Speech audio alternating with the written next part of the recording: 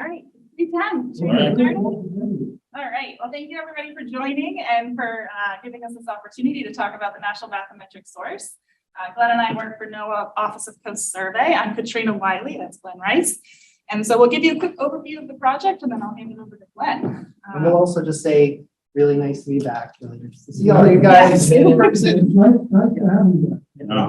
Haven't been in an auditorium in like 2.5 years, so this is great.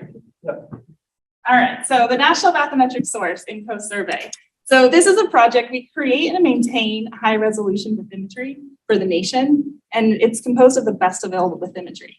So our primary mission in Coast Survey is navigation. You can't see the slides. You can't see the slides? I just got a text from Kevin. There we go.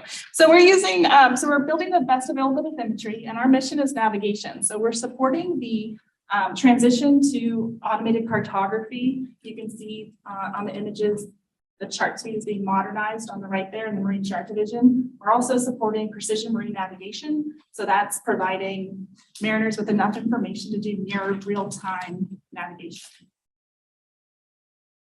And so what we've built so far is New York to Maine and Texas to Mobile, Alabama. We are currently building in the Southeast, and our build plan takes us to the rest of the East Coast, the Great Lakes, the West Coast, Alaska, and the islands. And so as we build a region, we are also maintaining it. So as new sources become available, we're including them. Please, yeah. Yeah, so I'm curious about how that order was determined. Clearly, you've done the most important part first. Yeah, New England's the best. So these regions are based off the Marine Chart Division production branches. So these are broken up for Marine Chart Division. So we picked a group like that to build the bathymetry to support their re-scheming of the ENCs. And we started in New England, besides being the best. Because that was where the Recharting Division was normally starting their re-scheme process. Okay. So the project was targeting re-scheming, we started there. And I think So wasn't an AIS study that said, here's where we have the most traffic or most accidents? Or it was just kind of, in fact, the project initially started in Seattle area because it was that was where re-scheming was going to start. And then when that was, the focus changed in terms of then going to the Gulf of Mexico. That was mostly because at the time we had some supplemental hurricane funding. And so we had contractors that were under that funding. And so it made sense to take that. Perfect. All right, so when we're collecting all these different sources, there's all sorts of different sources of bathymetry. Primary sources are NOAA and Army Corps hydrography and topobathy LIDAR, as well as our external source data, such as like USGS, other agencies and academics. But regardless of the source, we have to know some minimum metadata. We have to understand how deep it is. So that's your datum and your units. We have to understand some quality metrics, things like coverage, uncertainty, and feature detection. And then also you have to understand the origin. Where did the survey come from? What's the source information and the license on how you can use it? So looking at quality, how well do we know it? These are coming from the International Hydrographic Organization's quality bathymetry attributes that are already defined. So this is your vertical and horizontal uncertainty, your start and end date, coverage, and features. So we're using those metrics because they're already defined and that helps us with automation.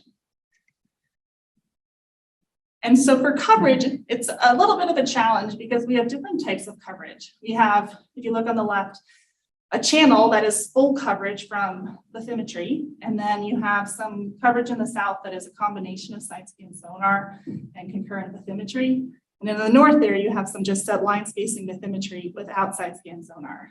So what we're doing for the area of concurrent side-scan sonar and bathymetry is we're doing an interpolation. So all those nodes that are marked interpolated, we're increasing the vertical uncertainty and we're marking them as interpolated. That way we don't pick soundings from them. And then on the right, you see a generalization. So this is where when we still have gaps without any kind of supporting information, we interpolate again. And those nodes as well are marked as interpolated, and they also have a higher uncertainty assigned to them. All right, we'll keep going this way. There we go. And so one of the reasons that we're doing generalization is because a lot of our coast is not surveyed to complete coverage. So having this generalization product allows for things like depth contours and depth areas to be created, as well as modelers to understand the seafloor, just in general, like the trends of the seafloor. Okay, so this is an image off Cohasset, Massachusetts, of the National Bathymetry, and it's made up of many different sources. So all of the colors represent a different contributing source to the bathymetry. And so what we do is we also have a raster attribute table that is associated with that contributor layer. So it's a geotiff with elevation, uncertainty, and contributor. And then this raster attribute table, for every color that you see here, it lists that source and all of those quality metrics that were collected. It propagates that through to this table. So you can look up, the source institution, the survey ID, the license for use, the features detected, and coverage. All right, so here are the buckets. When we deal with sources, we put them into the different buckets. So we have qualified, like I said, going through the hydrographic survey division for qualification, assessment. We have unqualified. This is to get data to our the mariners and the public quicker, with a quicker throughput once it's available to us. So it kind of jumps the queue so we can get it out there. It does not go to navigation products until it's been qualified. And then sensitive, so this is internal only. It's something that we cannot share with the public. So that means that we have different pipelines for different users. So when we build the bathymetry, we have different pipelines. We have our navigation pipeline, our internal pipeline, and our public pipeline. So I'll go through those briefly. The navigation products that we're making are to the chart datum. So mean the low water is a typical one that you'll see. All the sources are qualified, so no unqualified and no sensitive. We create these elevation attributed soundings and quality metrics, that's your CATSOC, category zone of confidence, for a marine chart division that supports the rescheming of the ENCs that they're doing right now. And then we're also creating S102 products for the Precision Marine Navigation Program. And so what you see here is the Port of LA Long Beach, and providing this bathymetry to the mariners directly lets them pull out soundings and contours on the fly. So if they wanted to find their safety contour or whatever they want to see from the data directly, the PPU unit allows them to do that. And so not only are we building these high resolution bathymetry surfaces for Port of LA Long Beach, but we're also putting them up where we have the national bathymetry built out. So this is showing Boston, and here are the different regions that we've posted for the New England region. And here's Houston Galveston, one of the biggest, or if not the biggest, ports in the country. This is again the high resolution bathymetry with all the sources together, curated. And I think it's important to say that while those types of users, like our pilots for commerce and for safety, are very important for our mission, it's also worth understanding the bathymetry for the everyday mariner. So looking at some raster charts and seeing the bathymetry behind it, I think you give them an extra view into what's really going on. Something like this, where you have just some sparse soundings and you look at the bathymetry, it might provide an understanding of where to anchor or where to go diving or where to go fishing, depending on what the user is interested in. All right, so besides navigation, we have our internal project planners. So that is our hydrographic surveys division operations branch. So we're providing these 3-layer geotiffs, elevation, uncertainty, contributor, with that raster attribute table. And this includes all the sources. So it's unqualified, qualified, and sensitive, because they're using this data to assess where to survey next, or where to go and get new external source data that already exists and process it through. So providing this bathymetry helps to update the initial survey layer, like how good is the data that we have on the coast. And having the sensitive data and unqualified data included allows them to just be aware of everything that's out there. So even though the sensitive might not go to or will not go to navigation, at least they know about it in case they have to send an asset themselves if there's a pretty significant danger to navigation in an area. Okay, and finally, our public BlueTopo product. This is not for navigation. we're very excited about this because as we're building this bathymetry, we're realizing that besides navigation, this is foundational to all sorts of ocean science and other users. And so we created this product called BlueTopo, and it's not to chart datum, so it's not to mean low water, any of the local datums. It's to NAVD 88, so North American Vertical Datum of 88. We provide the qualified and unqualified sources. And again, it's the same 3-layer geotiff with the raster attribute table. A recent example of how people can use this BlueTopo, NOAA's Office of Coastal Management was working with New England states, Maine, New Hampshire, and Massachusetts, and they were taking this BlueTopo product and creating geoforms from it. So this is the main seascape project. And so this is segmenting the seafloor into different geoforms. But there are many other uses for BlueTopo. It's, again, foundational. It supports NOAA's efforts for the new blue economy, as well as coastal resilience. As you can imagine, marine biologists and ecologists and infrastructure and energy siting and modeling and coastal resilience in terms of flooding and seafloor change. Like, you need the bathymetry to do all of this work. It's a primary input to a lot of science. So BlueTopo, we're excited to say that we set up a website on the NOAA Coast Survey page that you can go to find out more. And it links to the AWS bucket where the data is located. So right now we have our New England and Western Gulf of Mexico data in there. Soon we'll have our Southeast, so we should have that up there by the end of this fiscal year. There's also a frequently asked questions link and some specifications if you want to look more about what the attributes are and what they mean. So I've talked a lot about why and what we're doing, and I'm going to hand it over to Glen to talk about how. I don't know if that works. Thanks.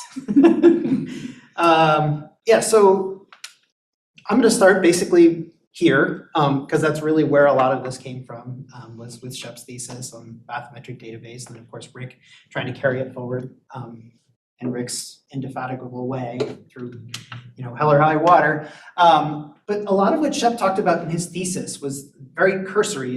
It was kind of like, let's build a database of bathymetry, which is an important first step. But I think what we found when we were actually trying to do it was that there was a lot more to make it operational that was important.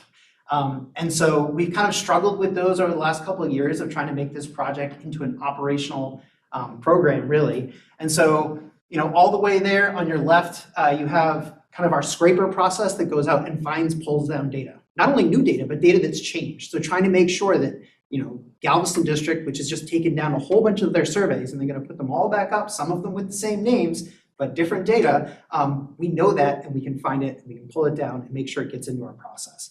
So certainly having the data is the first step to building a robust process. The second step is really to take all the data, make sure you have the quality metrics to support your combined engine, make sure you can get it onto a common datum so that when you mash it together, it's something meaningful, and really provide a space for somebody to look at the data before it goes into the combined engine.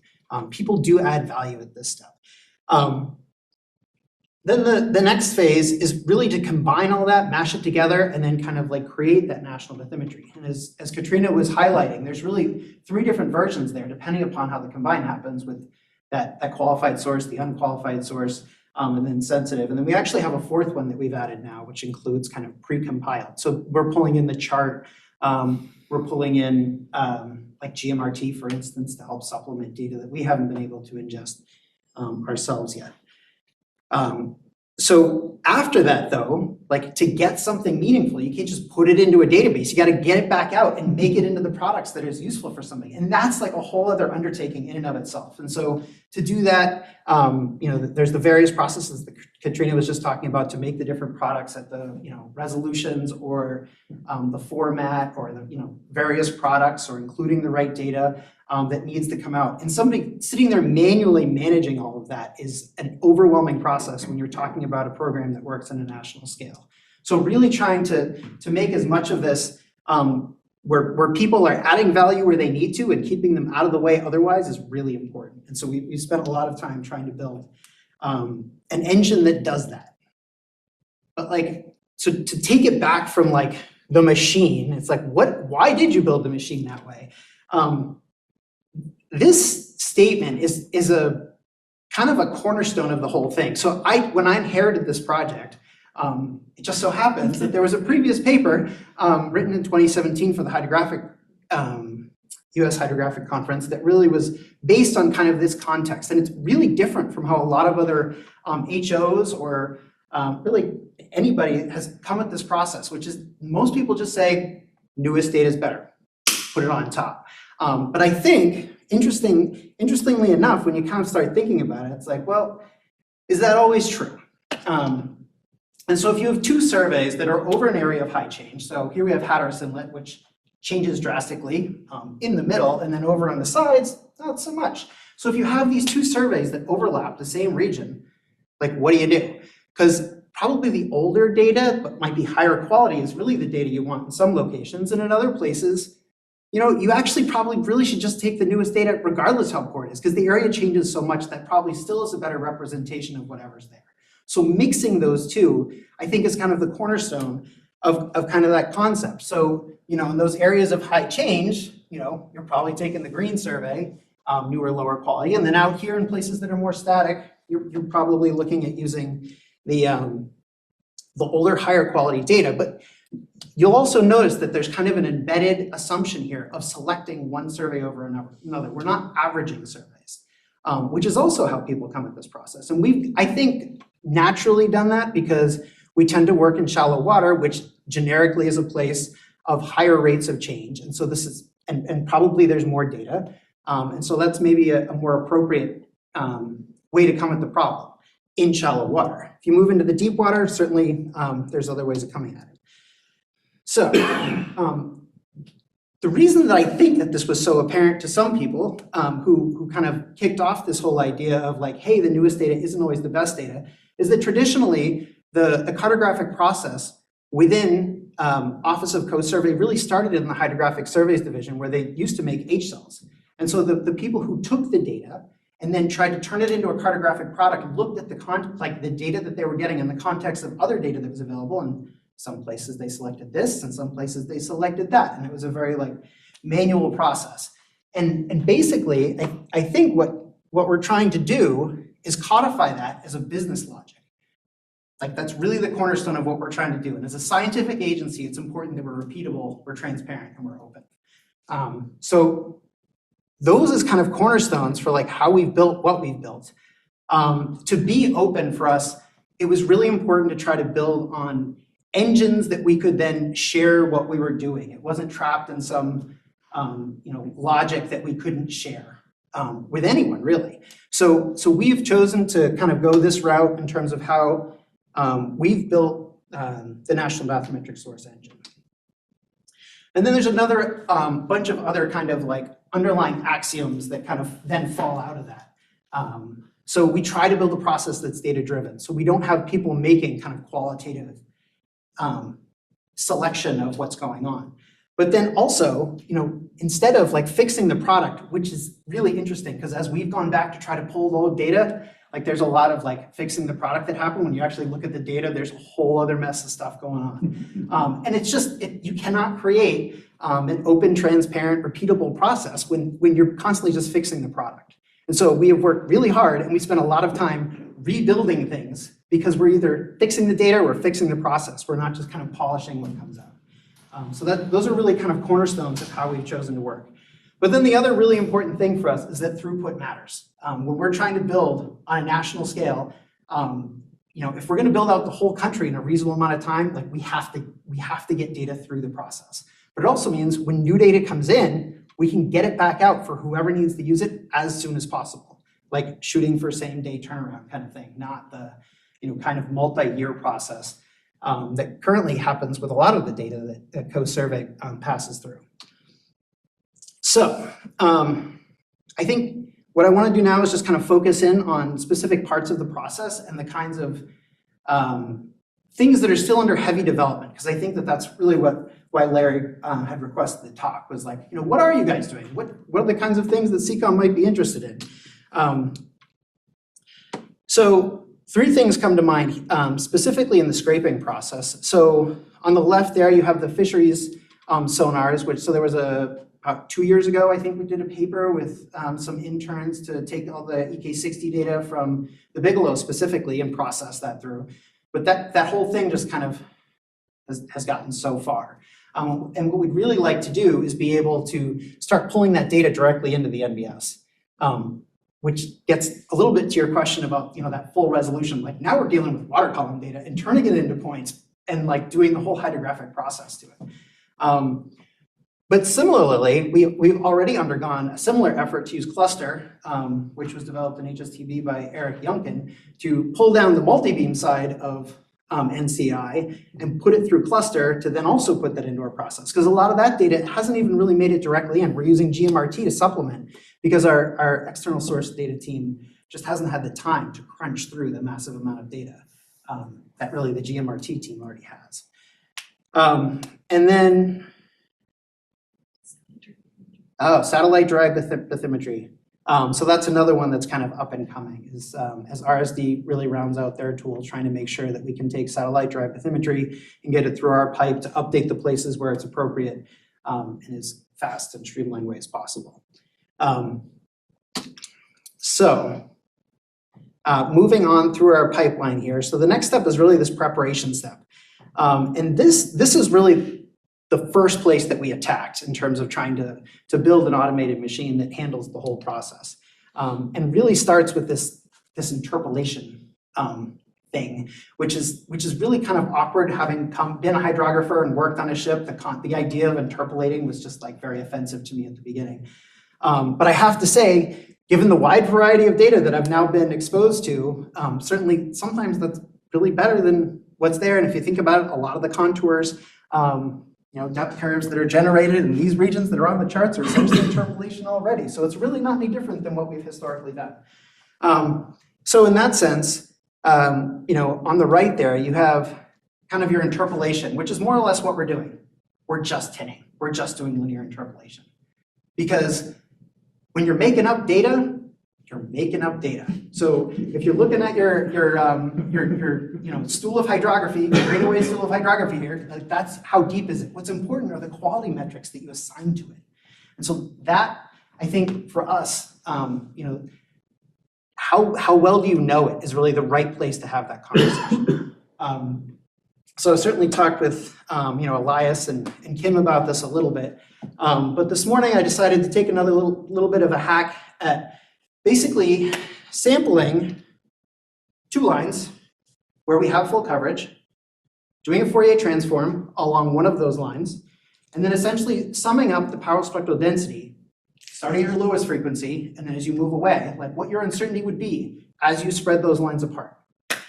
So that's the blue line that's there on the right. And then what I did was I took the interpolation that we standardly do and differenced it with the actual bathymetry. And essentially the maximum uncertainty that we were experiencing, looking at, I think it's at the 95 percentile of all that bathymetry along the line, are the orange spots. And so this is an area right out here off the coast, which you can see is fairly dynamic. And it actually predicts what the uncertainty should be fairly well. So this is kind of this assumption that the seafloor along track is the same as the seafloor across track. Probably could run lines in both directions and maybe take care of some anisotropic effects. But I think that this is a good way for us to move forward, not only with assigning uncertainty within the NBS, but then also in terms of how we plan surveys in the future. So our operations branch within the hydrographic surveys division, I think sometimes struggles with figuring out what the right line spacing is for sending out a contractor to survey an area. How far apart should the lines be? Well, maybe you go out and you do some really sparse lines and you put them closer together, to essentially try to satisfy the criteria for how good you want the survey to be. Because it really comes down to meeting those quality metrics, like what is the vertical uncertainty of the interpolated bathymetry? How well do you know it in between where you've actually taken measurements? So just in the interest of, for this talk this morning, also found another area that was a little bit flatter, maybe not quite so dynamic, and ran the same thing. And you can see that the Fourier transform there on the right actually underpredicts. But if you look at the vertical scale, we're down in the centimeter range. And so in that case, well, this is all going to be uncertainty that's essentially on top of your measurement uncertainty anyway. So in that sense, in this depth of water, your vertical uncertainty is going to be 0.5 meter or something anyway. So in that case, you're kind of determining like, am I A1 or am I A2? And so I think this would be a really, really interesting thing for somebody to do as a master's project, or may even lead to a PhD. I'd love for somebody to pick this up and run with it, please. Let's see. So the next thing that's really in that whole review step is datum transformations. And this is a sticky wicket because NGS, of course, is where datum transformations properly belong, in NOAA, in the federal government. But operationally, Office of Coast Survey really needs to be able to handle this, not only for how we handle our own data internally, but then in the context of the NBS, we have to, all this Army Corps data that comes in is in state plane and whatever datum that happens to be in. And we really need to be able to mash it together. And so everything has to be in a common datum. So we have to have an easy way to do datum transformations. But the first step is communication of what those datums are.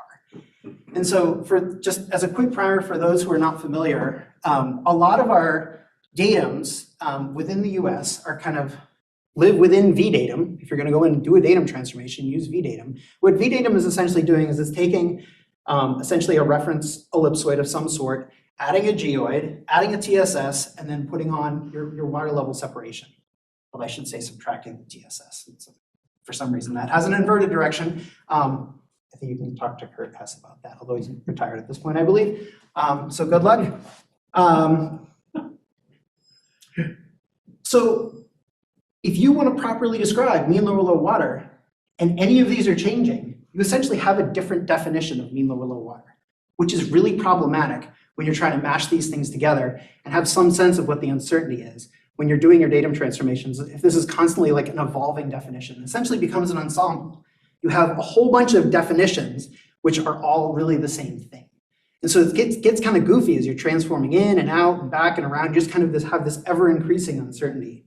So essentially what we would like to do, I think, is be able to specify these clearly as part of what the datum is. When I say mean lower low water, I mean, this geoid with this ellipsoid with this TSS from this version of VDatum and this, and so carrying that around as part of our process, I think, is something that we're trying to institute. And then essentially as it comes in, that means we could then, it comes in as an ensemble. You have to add essentially the fluff. But then as we do datum transformations internally, we're not continuing to increase the uncertainty that's associated with our process, because it's really just the uncertainty associated with the definition of the datum.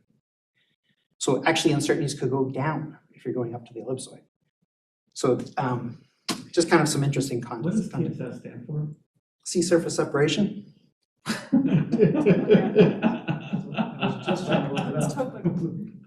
Topographic seas. I don't know. I always see. Yep. TSS. Thanks. Yep. We need to ask Kurt. Let me know what he says. Topology of the sea surface. Someone put in the chat. There we go. Thank you. Is that Barry? Barry, yeah. Thanks, Barry. Thanks, Barry. Thanks, Barry. Okay, so and I also just wanted to part of the reason that I also said version of VDatum, but then the specific region. So these definitions actually change by VDatum region as well. So each one of these regions might have a different geoid applied, clearly has a different sea surface separation model, although some of them bleed from one to the other. So being able to do that clearly and consistently and then have the bookkeeping to keep track of which ones were used, I think is just generically something we would like to have as part of our process. But then the other thing that we think is really important, not just for the NBS, but really to facilitate precision marine navigation, is the concept of a chart datum. So this isn't maybe a datum in the sense that like NGS is going to define it. It's really an abstraction layer where chart datum is represented both by chart datum B and then also, datum B and datum A. It's just that they have different topology in terms of where they actually are expressed. So if you're on either side of a dam, like there is a chart datum, But it is one thing, so you could essentially put on a chart, this is in chart datum. Or on the bathymetry, say this is chart datum. And then when you provide the water level heights from a tide gauge at the bottom and a tide gauge at the top, they're both just in chart datum. So you add them together, makes it really easy for a vendor to then make sure that you're like applying that real-time water level height. So it's really just an abstraction layer, but I think it could be really important in terms of kind of simplifying how we currently work. So hydro health. So Katrina mentioned hydro health earlier, but it's really the kind of other component. So I said earlier, like quality metrics matter, but then also time is how most people do their supersession process. So this is really the time component, is saying this area changes really fast. So these areas that are light green, like south side of Long Island Sound, but then there are areas that don't change very much, like these areas that are in deep water. And so making sure that you're essentially applying a rate of decay. So this is what helps you take care of the case of Hatteras Inlet, like we were talking about earlier, where if you have an area that's at a high rate of decay, then the quality goes down faster. But if you have an area that's relatively static, then a new survey that comes in that's at lower quality will not supersede a higher quality older survey. This really gets at some of the work that like Cassie Bongiovanni was doing when she was here as well. She was doing it, I think, strictly more in like a riverine environment, but this is really an effort that Coast Survey needs to carry forward to essentially round out not only how the NBS works, but then really integrate it into the rest of how Coast Survey thinks about the quality of the bathymetry we have. Because making sure we have this common concept of the quality of the bathymetry, I think will avoid some confusion in the process. So, anything else you want to say? So just to think about kind of the tail end of our process, the products that we're producing.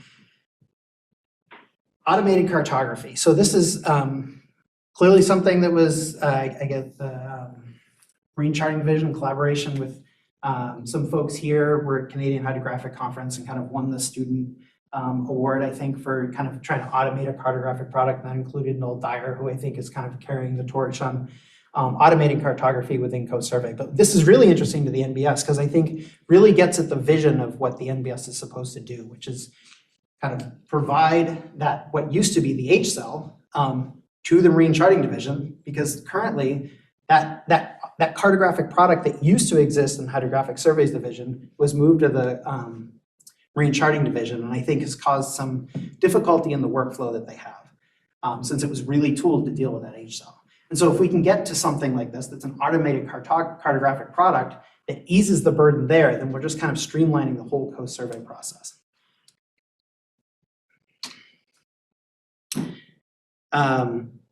So this really gets more at like the Viz lab, because I think something that we really struggle with is how to get people to appreciate that vertical uncertainty. I talked a lot about, boy, it would be nice to like have a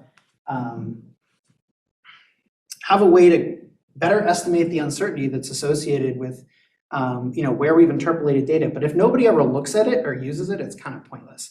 But it's the same thing with an MQual, right? Really, that raster, this contributor layer carries forward not only who collected the data and when they collected it and license for use, but then all those quality metrics.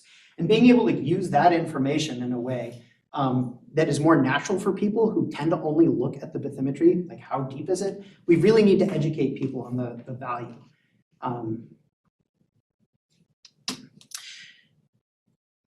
And so in terms of those raster attribute tables as well, so this is thank you to Brian and Brian, who have been working to help update the bag to include a contributor-like layer in the bag.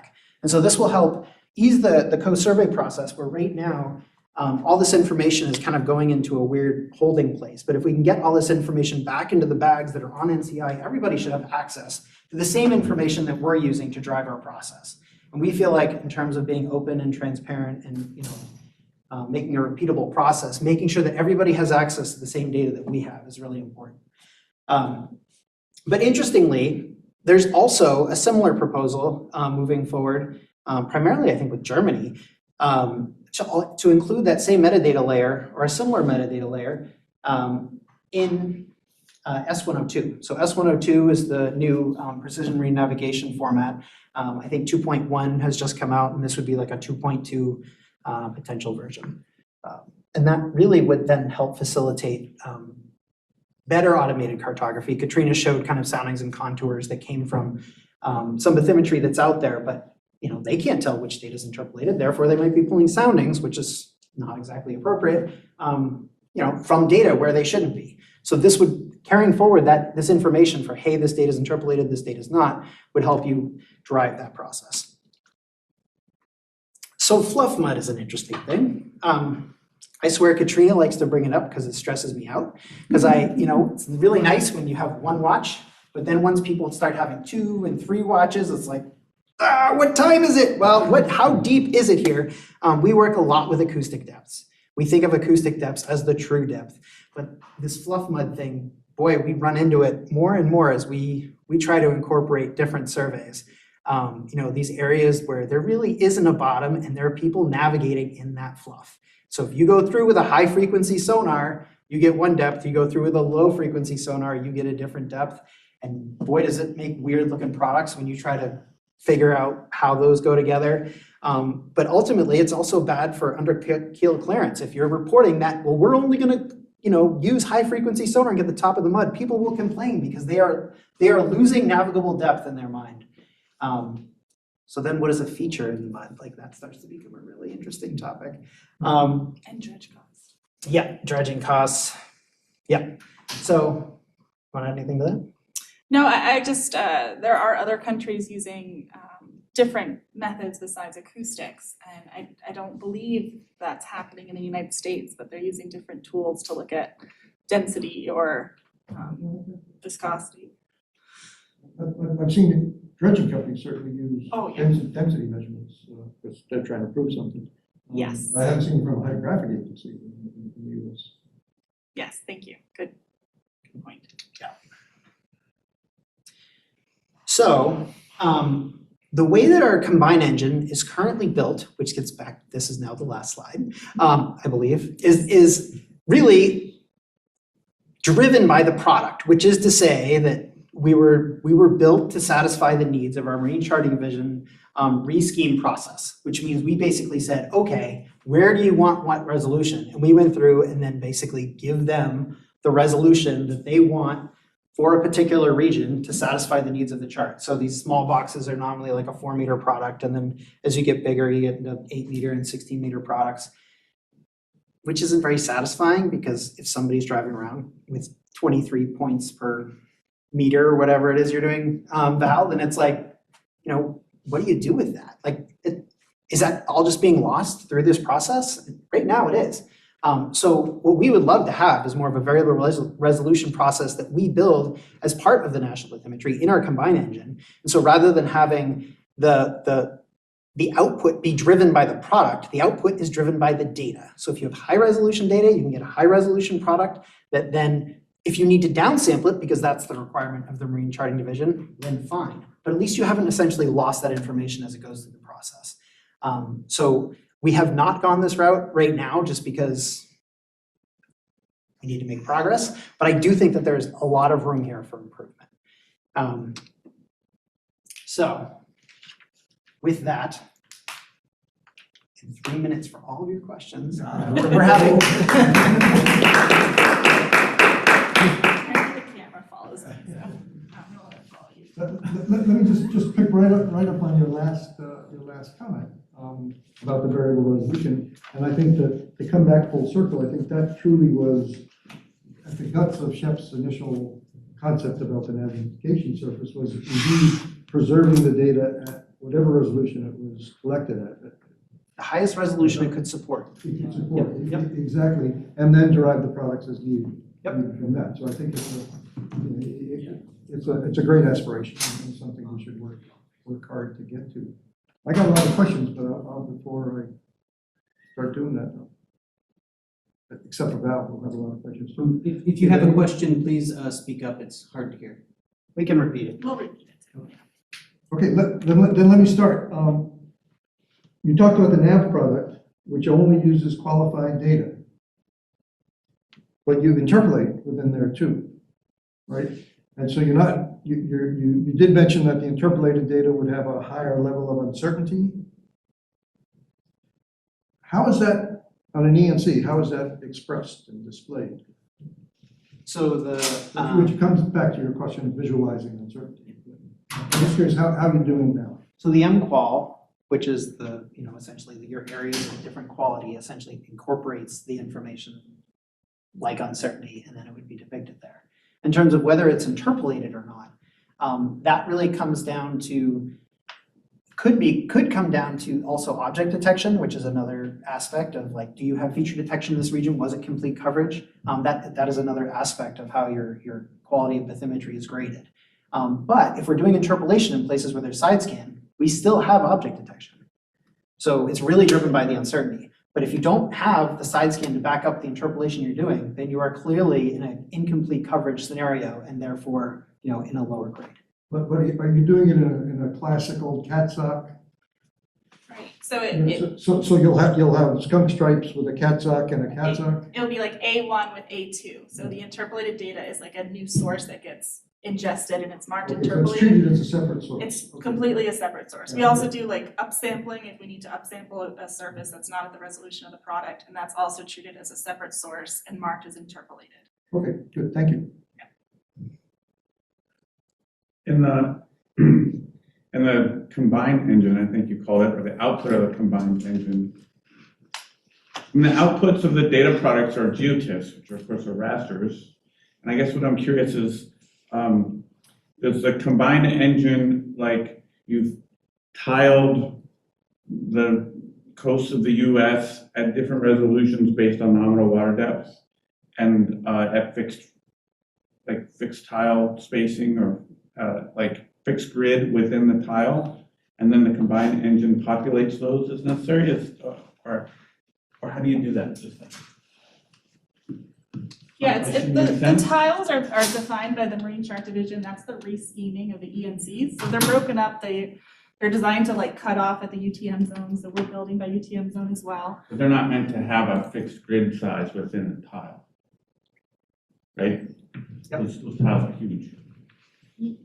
I guess we've got all of the band 5s, they call them, are at 4 meters. That's a good picture of it. I'm sorry, can you state your question again? So each one of those red boxes, the data that comes out of the combined engine that goes into whatever red box produces a grid of data that is at a fixed grid spacing. True. True, yes. 4 meter, 8 meter, 16 meter. Because that's the product that is requested by Marine Chart Division. Okay. So we're using their tiling scheme Which is for a the function charts. of depth? Essentially, the 4 meters are the smaller ones in their shore. No, yes. It is nominally a function of depth. That's hilarious. We did expand the tessellation scheme for our public products to include some higher resolution products. So for our BlueTopo and for our modeling, we did add some of the higher resolution boxes. So I guess the corollary to that, I haven't looked at it in a long time, but my recollection is that at least the old specs and deliverables required like 1 meter grids at certain depth ranges. Like there were finer resolution grids that were required for the surveys for those. Mm-hmm. And is that still maintained, or do the surveys match? That's still maintained. That's ideally we'll get to the point where the data is determining the resolution with variable resolution, but this is for the cartographic requirements. So this is what Marine Chart Division said they needed for contours and depth areas and sounding selection. We gave them 1 meter data, I think, until the beginning of this project, and they were like, you know what? Like, They we didn't- don't use 1 meter data. Can you just essentially downsample it for us? So essentially, all of our data gets to the combined engine at its native resolution, and then it goes through the combined process, which then samples things essentially. Which gets into some really interesting concepts in terms of digitization, really is what it comes down to, because a lot of the traditional charting mentality is based on kind of areas and surveys as an area. And essentially what we've done is turned each of those areas into like little 4-meter cells, essentially digitized where we're working. It really gets into the same interesting concepts that you're going to do when you digitize anything, essentially sample anything. Hang on. Tamarunada has raised his hand. I'm going to see if he can, we can unmute him. And he can We ask haven't a been question. also repeating Repeat people's the questions. I'm sorry, people. Thank you, guys. Can you hear me? Yes. Yes, So that's great. Thank you for the presentation. And I'm very much interested in this because my research is about the automated cartography for updating the NOAA ENCs. So my question is regarding the slide that we're seeing right now, where we have small rectangles which represent the band 5 cells, and then the biggest one which represent the band 4 cells. So my question is, do you have the same resolution for the data that you supply the MCD with for the highest resolution data within the band 5 cells? Because I was expecting to have an edge matching between those cells if they have the same resolution. But what's happening is that sometimes I encounter a mismatch between the edges of the high resolution band, which is band 5. So do you supply with the same resolution for all the band 5 cells that we see over here, or with different resolutions? All the band 5 should be the same resolution. All the band 4s are the same resolution. All the band 3s are the same resolution. Yeah. So in areas where you have cells with band 5 and the rest of it is band 4, as we can see in the slide in front of us. So you have different resolutions in these cells.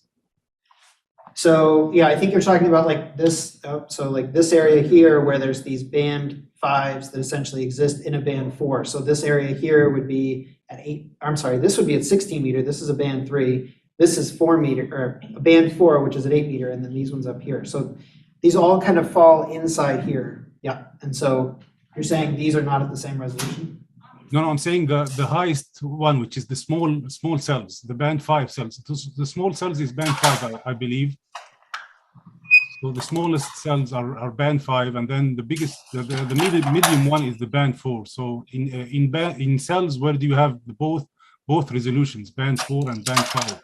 Yeah, so we deliver, like if we don't have complete coverage, like if there aren't 16 band 4s within the band 3, we're delivering the entire band 3 to support the cartographic application at the different scales.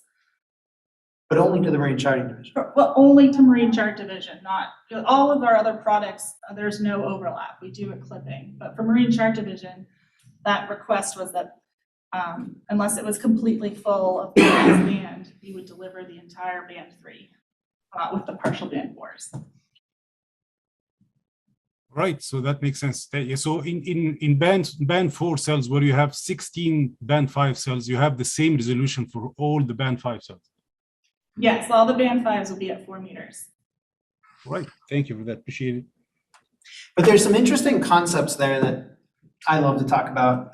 Nobody else likes to listen to, but I'll mention them anyway, which is basically how that resampling happens and how those nodes align. Because like a node-based logic versus a cell-based logic really impacts how those things work on the boundaries. I think Paul may want to speak to you about it. Oh, really? He lives out all the time. Yeah, I think I talked to you I about was this 2 gonna weeks say, ago. we've talked about it a few times. Yeah, but it was, I was like, you might be the one person I know that really. No, we all suffer from it, but Yeah. you guys think about it a lot more. Yeah. Easy kind of philosophical question. You talked about the navigation product, which is chart data based, and then the other products which are not, just NAVD 88, something like that. And the only one that's NAVD 88 is the BlueTopo public. BlueTopo. Yeah. So what's the modeling? The modeling one is, so interestingly, modeling is not necessarily a clear term because there's a lot of modelers who want NAVD 88, but our VDATM team, at least some of our VDATM team, seems to want data on chart data because that's traditionally what they've used. So we do have That's exactly what I was thinking. so we do have an additional internal one that we're sending directly to our Marine Charting Division, which is essentially BlueTopo before it was transformed to NAVD 88. So it's the same product, yeah. Because I think there's some subset of modeling exercises that really need to be against a true chart data.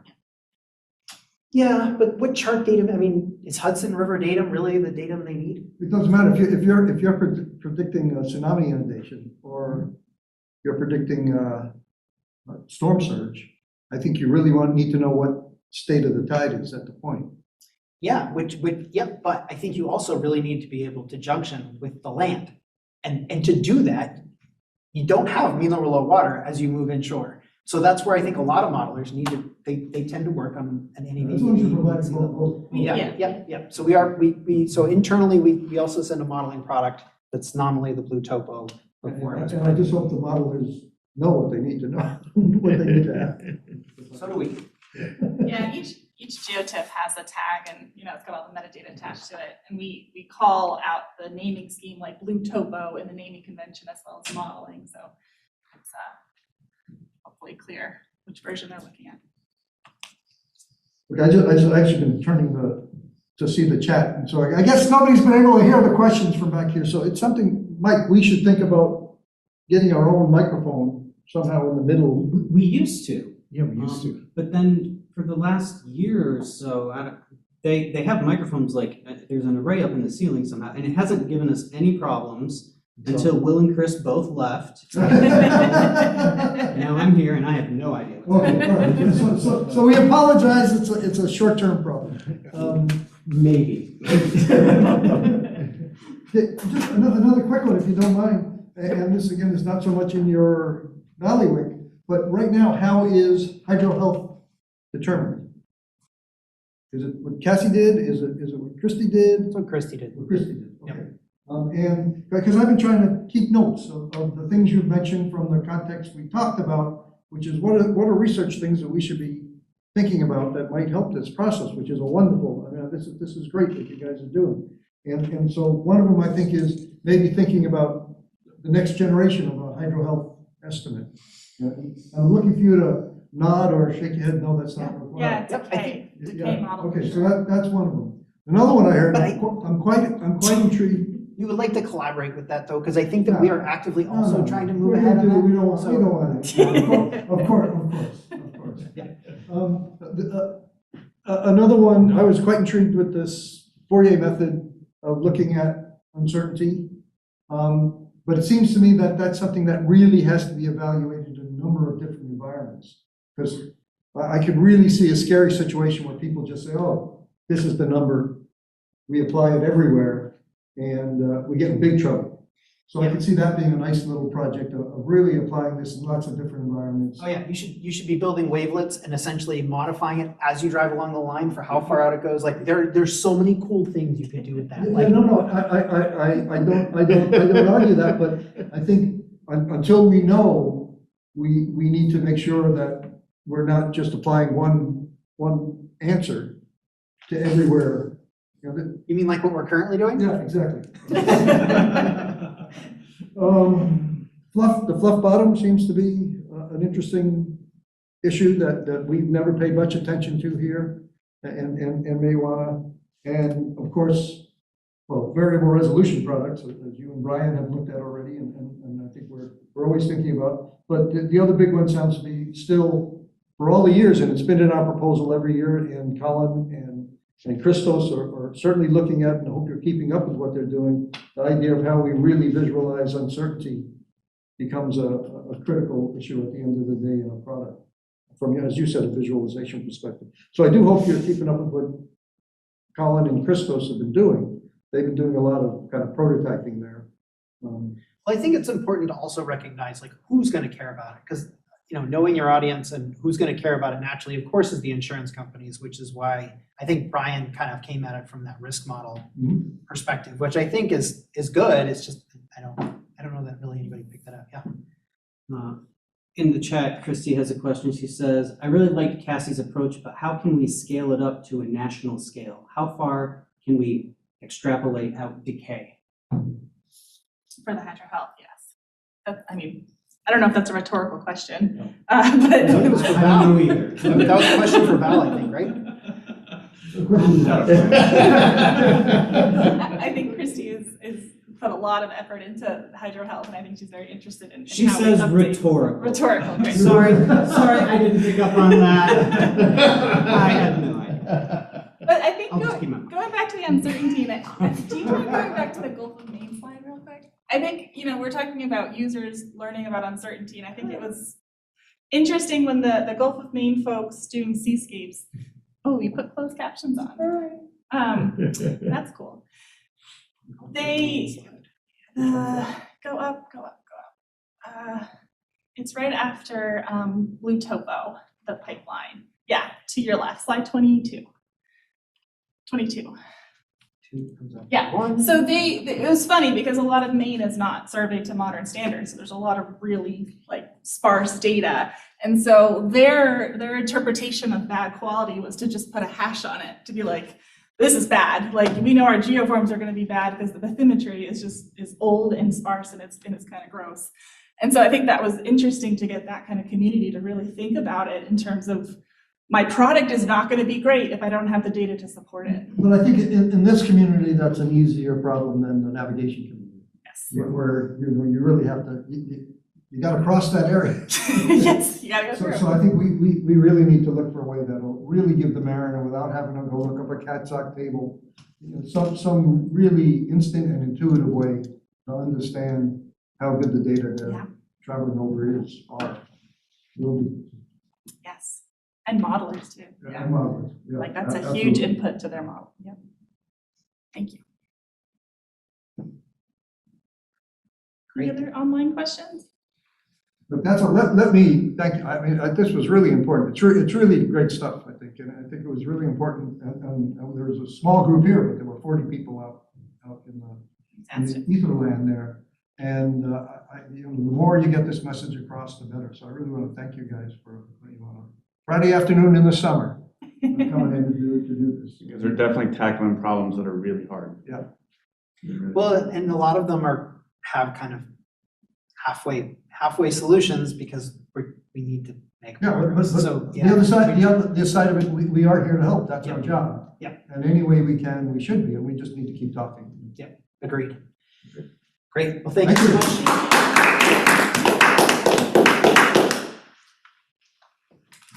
Oh, could I sneak in just a quick teeny question before everyone goes away, or did I miss my chance? Please. Yeah. Oh, so are there any plans to serve the specifically the images in a way other than through AWS? Because I've been working with, or a website I'm working on was going to be displaying the bathymetry images, and the Precision Nav Gateway website has them being served through WMS, which I've been using, but they only have it for New York. So do you know if there are any plans to make the other areas also available that way? Yeah, so our Now Coast team under the Coast Survey Development Lab is planning on serving up BlueTopo, not only for visualization of the bathymetry uncertainty contributor, but also through services. So you could open it up, like a WCS and use any GIS you'd like. So they are, I think, a few months out for rolling that out. We do have internal services, so that's for the other pipelines, but the other one is the Precision Rig Navigation Gateway. We are testing a lot of the S102 products, and so those should be going not only to the bucket, but also to a service where you can see the data. Do the geotiff tiles, for each of those red boxes, live someplace? Are those pre-compiled and just updated periodically? The actual tessellation, yeah, that's published through the Marine Chart Division service. They have the rescheme service that has the different Is that open cells. to the public? Yeah, and we also posted that on the BlueTopo AWS page. So there's a geo package with the tile scheme, and then Glen wrote some code on if you want to download it. If you want to pick your area of interest, you can. So you don't have to. Is there a link for all that at NCEI? Because to get access to all that, I'm just thinking because the public in general, when they think about where they're going to go, or the informed public, I should say, where they would go for bathymetric data, we tend to go to NCEI. If you type in NOAA bathymetry, it's going to take you to the NCEI database, and which does have links to the NOAA hydrographic data and things like that. But it might be very nice if there was a link from that to this, so people don't have to know that there's a separate BathySource project going on. Yeah, so interestingly, NCI has their own compilation that they publish. So I think we did have a meeting with them maybe 2 years ago about like what we were doing and just kind of came away. They were like, okay, you're doing This is what you're interesting doing. because this could also lead to great confusion. Yep. And I think having the service up will help, because I think having the service published and that like as we post new data that come in, the service is updated. I think that's when more people will suck it in for like, you know, the Northeast regional, like they want their service and like marine cadastre. And so I think having it more accessible, we'll get more distribution from it. I have another question. What are your feelings about people using the raw geotiff data for navigation without the cartographic generalization applied? Like just using that directly? The BlueTopo data? Uh, It's on an NVIDIA 88, and it was put there to satisfy modelers, but also to make it clear, it is not for navigation. Because it includes unqualified source. Yeah. It's definitely not for navigation, and there's a disclaimer in the file, like, don't sue us. When some Garmin or somebody kind of grabs it, maybe Garmin's a little too big to do it, but somebody grabs it and starts providing it over the web with a little sign said not for navigation. There may be a lot of recreational boaters who love to travel along this 3D view. Well, I think that ideally what they'll be doing is pulling it directly from the precision marine navigation. Yeah. Because that's where the same data will go, and we'll have everything that is qualified and on the right datum for navigation, and then it can be used by anybody for that purpose. is that always gonna be around like high density, big ship ports? Yeah. Precision navigation? That's a good conversation. I go one no and a look. That's a good conversation. So I think the MBS team believes that everywhere we are producing this product, we should be producing precision marine navigation, because that should just be how people think about bathymetry. And if it essentially just serves different user groups, people that want to be able to twiddle the knobs, then like they get everything. If people that want the cartographic traditional thing, then like they should be able to have that too. And there are businesses now where you can, you know, pull in high resolution bathymetry on your phone and navigate. Yeah. Not Yeah, not for navigation. for navigation, Yeah, that was my point. but yeah. Good question. I think about it because we wrote a paper about how to take a cartographic chart and turn it into a raster product that we could then navigate on for a robot boat. But it'd be nice in many ways. It may be also dangerous in some ways, actually, as I think about it more, to start with the raster product from which the cartographic product was generalized. That makes sense. Right. And that's where we have the uncertainty and the different, you know, this is generalized, this is interpolated, you know, that information carries through to that product, so that might help inform some of that navigation. Just type in NOAA bathymetry. Just type. So, well, I just wanted to, I think that there was a question about getting to the, so you wanted the tessellation scheme, I think, which is here. So this is what we're putting up for BlueTopo. This is not the like full like MCD sweatsuit. Like there is a slight departure here because we've started producing more high resolution tiles because it's killing us to do some of what we do. So we've actually started creating some additional tiles that are included here if you want to know like what we have. Like you can pull it down from there. Why am I not able to do that? Oop. Just slow. But in terms of having some of those kinds of products, Val, you might find some of what you need maybe in some of these folders where you could pull down some of that stuff to maybe play with those kinds of things. These are all bags, so they won't have that additional contributor layer that you would find interesting, I think, as well, but you have the uncertainty layer and otherwise. Can you share the screen again? Oh. Can Stop I- sharing. That's a good question. Can I share the screen? Yeah. Probably. Yeah.